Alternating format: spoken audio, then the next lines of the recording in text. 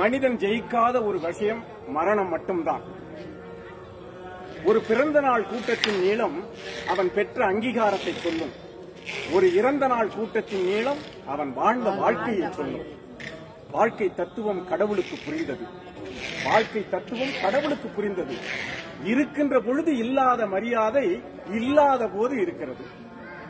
மயானம் வந்தது. மயானம் வந்தது, நல்லா கவனிங்க. நேற்றைய சவத்தை நாளைய சவங்கள் சுமந்து சென்றன.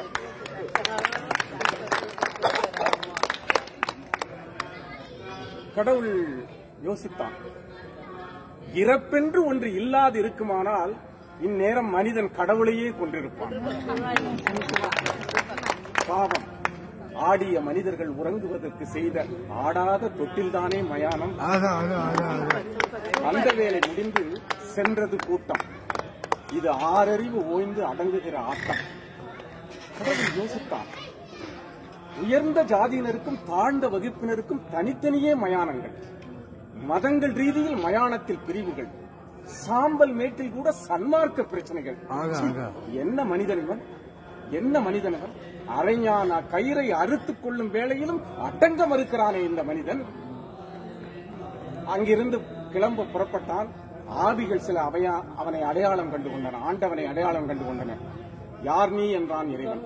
நேற்று வரை நான் முதலாளி, இன்று என் விலை எனக்கே தெரியவில்லை. 80 வயதில் எனக்கு இந்த இடம் தேவைதானா என்றது ஒரு ஆவி. ஆண்டவன் சொன்னால், எத்தனை காலம் வாழ்கிறாய் என்பதில் அல்ல வாழ்க்கை, எப்படி வாழ்ந்தாய் என்பதில் தான் இருக்கிறது என்று சொன்னார். இறைவா, இங்கு என்னை ஏன் படைத்தாய், இந்த சிறைக்குள்ளே அடைத்தாய் என்று கேட்டது ஒரு ஆவி.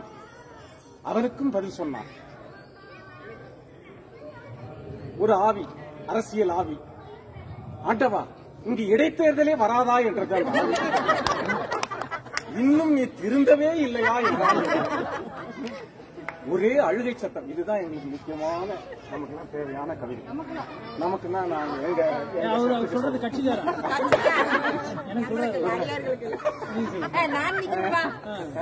ஒரே அழுகை சத்தம். பெண்ணாக பிறந்தது போதுமடா சாமி என்றது ஒரு ஆவி.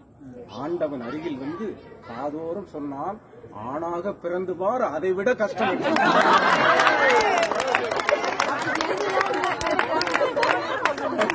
எங்களோட கஷ்டத்தை நாங்க எப்படி சொல்றது? இந்த மாதிரி எங்களோட குரலை இவர் மூலமா தான் சொல்ல முடியும். சார் கூட திகிரியுமா எங்க பயணிப்போம்.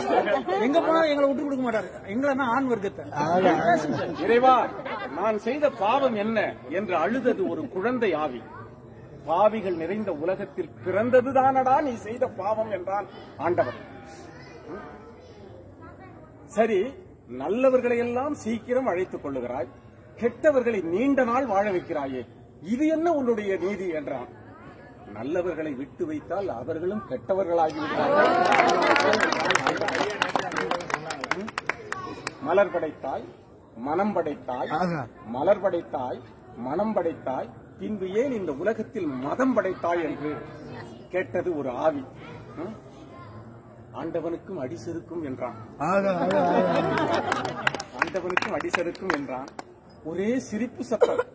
நல்ல வேளை, தற்கொலை செய்து கொண்டது நல்லதாய் போயிட்டு. ரொம்ப மோசமடா சாமி என்றது அந்த ஆவி. கோழைகளோடு நான் பேசுவதில்லை என்றான் கடவுள். அது சரி, எல்லா உயிர்களும் பிறக்கின்றன, இறக்கின்றன, உனக்கு மட்டும் சாவே கிடையாதா என்றது ஒரு ஆவி.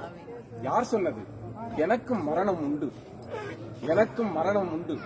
மடலைகள் சிரிக்கும் பொழுது நான் பிறக்கிறேன், மனிதர்கள் இதுபோல செய்யும் பொழுதெல்லாம் நான் ஒவ்வொரு கணமும் இறக்கிறேன் என்றான்.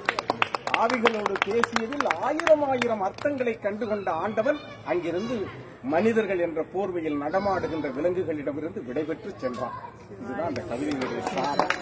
இது எதிராக மடலைகள் சிரிக்கும் பொழுது நான் பிறக்கிறேன் என்று சொன்னான்.